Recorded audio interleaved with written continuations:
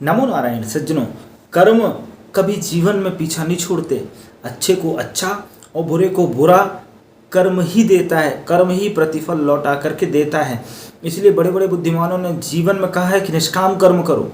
निष्काम कर्म करने से आकांक्षाएं नष्ट हो जाती हैं। फिर हमको कब कहाँ ईश्वर कितना दे दे इसका हमको स्वयं में अंदाज़ा नहीं है, स्वयं में पता नहीं है। अभी चूँकि अनुभव हुआ नहीं, हमारे वो ज्ञान नेत्र, हमारे वो ज्ञान चक्षु खुले नहीं हैं। और कर्म कब कहाँ किसको कैसे कैसे फल दिखाता है, कैसे कैसे चित्रण दिखाता है, इसको सुनना समझना व्यवहारिक बात है, दार्शनिक बात है। इस विषय पर चर्चा है। चैनल पर नए हो तो चैनल को सब्सक्राइब कर लें और इस वीडियो को अधिक से अधिक शेयर करें। प्रयास करें रुक करके पूरी वीडियो देखें। कुछ लोग हो सकता है संभवतः, अब आजकल का ट्रेंड है कि कुछ ऐसे टॉपिक में इंटरेस्टेड हैं, पर कहीं कहीं जब तक कुछ चीज़ें ना समझ पाओगे, सुन ना पाओगे तो सार समझ में नहीं आता। हो सकता है सुनकर के रुचि जागे, इसलिए कब कहाँ किसके शब्द फलदायी हो जाएं जीवन में। मैं भी स्वयं सुनता हूँ, सबको, अधिकांश विद्वानों को सुनता हूँ, जहाँ जैसा जिसका अच्छा लगता है हृदय में उतर जाता है। आइए इस विषय में चर्चा करते हैं। जीवन में कोई भी घटनाक्रम वो एक दूसरे के कर्म से जुड़ा हुआ है। पिता पुत्र का विवाद पूर्वकृत कर्म से जुड़ा हुआ है। माता पुत्र का विवाद कर्म से, पति पत्नी तक का विवाद कर्म से जुड़ा हुआ है। और आज आपसी कलह घर में इतनी बढ़ती जा रही हैं, ये सब पूर्वकृत कर्मों का कहीं ना कहीं कुछ छुपा हुआ सिंबल है, एक संकेत है आपके लिए, चिन्ह है कि इसको देख करके अभी भी सतर्क रहो, इसको देख करके भी अभी समझो। जीवन में कई बार बच्चे धोखा दे जाते हैं माता पिता को, माता पिता खून के आंसू रोते हैं उनके भावनात्मक दृष्टिकोण से, ठीक है ना। पर पूर्वकृत इनका ऐसा कर्म था, इसके बाद भी हम मोहांध हो जाएं, मोह में अंधे होकर के फंसे रहें, तो ये हमारी त्रुटि है। पूर्वकृत हमारे कर्म ऐसे थे। आप महाभारत कालखंड उठा लें, उसमें जितने योद्धा एक से कितनी गति हुई है। कभी गहराई से पढ़ना पुरानी किताबों को उठा करके महाभारत को। अब आज तो सीरियल वाइज सब अलग अलग बताता है, अलग अलग लोगों का महिमा मंडन करता है। कर्ण का महिमा मंडन कर दे, भीष्म का महिमा मंडन कर दे, जबकि सबको सजा मिली है। महाराज पूर्व की कहानी में सुनना चुका हूँ, भीष्म को क्यों जीवन भर बिना पत्नी के रहना पड़ा, पूर्वकृत कर्म था। कर्म को क्यों असहाय अवस्था में मारा गया, कर्ण को क्यों असहाय अवस्था में मारा गया। वो एक असहाय अवस्था की स्त्री को देख रहा था निर्वस्त्र होते द्रौपदी को क्यों निर्वस्त्र किया गया, बिना सोचे समझे उसने कुछ का कुछ बोल दिया।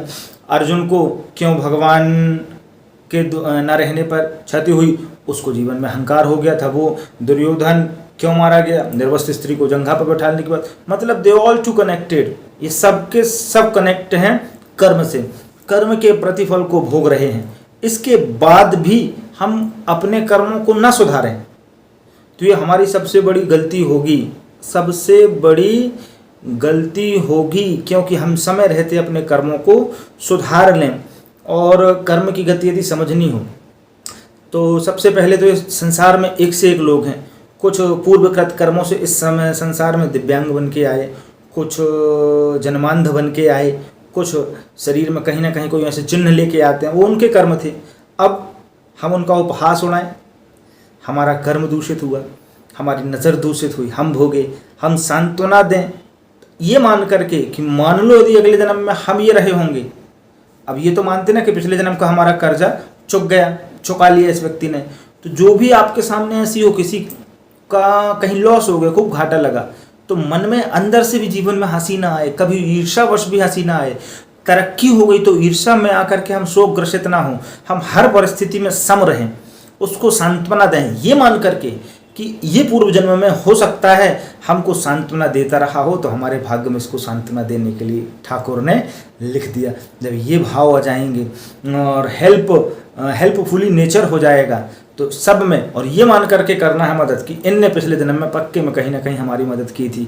हमको ईर्ष्या नहीं करना ये मान करके कि ये पिछले जन्म में हमको देख करके हंसते रहे, हमसे ईर्ष्या करते रहे तो हम भी करें।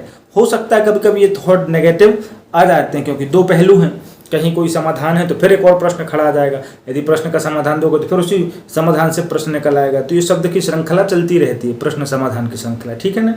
एक प्रश्न जीवन में उत्तम होता है। तुलसीदास जी से किसी ने कहा कि रामायण की रचना क्यों कर रहे, तो कहा स्वांतः सुखाय तुलसी रघुनाथ गाथा, अपनी शांति के लिए। अंत में किसी ने पूछा 2-2.5 साल बाद जब लिख गई शांति मिली तो बोले पायो परम विश्राम राम समान प्रभु ना ही कहूँ, मैंने परम विश्राम को पा लिया। जब परम शांति को पा लिया तो संसार में मन ही नहीं है। संसार में मन ही नहीं है, जो है सोई सीताराम, हम हैं उसी में राजी जिसमें तेरी रजा है। यहाँ भी वाह वाह है, वहाँ भी वाह वाह है, दोनों जगह परिस्थिति में हम सम हो गए। कितनी अच्छी बात है, गीता का बहुत बढ़िया उदाहरण है भैया। अंतिम चरण में जब भगवान ने गीता उपदेश दिया, अर्जुन ने भगवान श्री कृष्ण से कहा कि हे केशव, नष्टो मोहा स्मृतिर्लब्ध्वा, 18वां अध्याय मेरे सामने गीता खुली हुई है, नष्टो मोहा स्मृतिर्लब्ध्वा तत्प्रसादान मयाच्युतो और स्थितोस्मि गत संदेहा करिष्ये वचनम तव, कि मैं आपके कथन अनुसार अपने में स्थित हो चुका हूँ। सब के सब कर्म से जुड़े हुए हैं, कर्म की डोरी में आपने सबको बांध रखा है। अब जो संजय धृतराष्ट्र को ये बताते हैं, पूरी लीला बताते हैं, देखो वो अंधा होकर के मोह में फंसा हुआ, माने मन हमारा अंधा, सब कुछ नष्ट हो गया। और जीवन में जब तक आप ये चीज़ नहीं जानेंगे, नहीं मानेंगे, कुछ चीज़ समझ में आएगी नहीं। बोले अर्जुन और श्री कृष्ण जो हैं वो जीव और ब्रह्म हैं। अर्जुन माने जीव आध्यात्मिक, और श्री कृष्ण माने ब्रह्म। जीव ही संदेह करता है, प्रश्न करता है, ब्रह्म उसका समाधान करता है। अब ये कौन लीला है?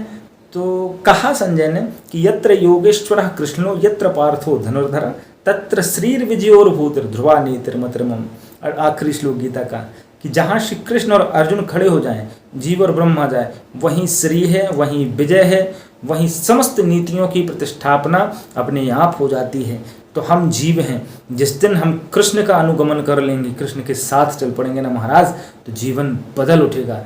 कर्म का निश्चित भोगना पड़ता है, कहीं कुछ नहीं। कम उम्र में बच्चे समाप्त हो जाएं, अब कुछ दुखदायी बातें होती हैं ना, जो बताओ तो हृदय को ठेस पहुंचाती हैं, इसलिए घुमा के चर्चा करते हैं सारे घर में, है ना। इतनी चर्चा है, बात अच्छी लगे तो चैनल को सब्सक्राइब कर लें बढ़िया, और इस वीडियो को अधिक से अधिक शेयर करें। नमो नारायण।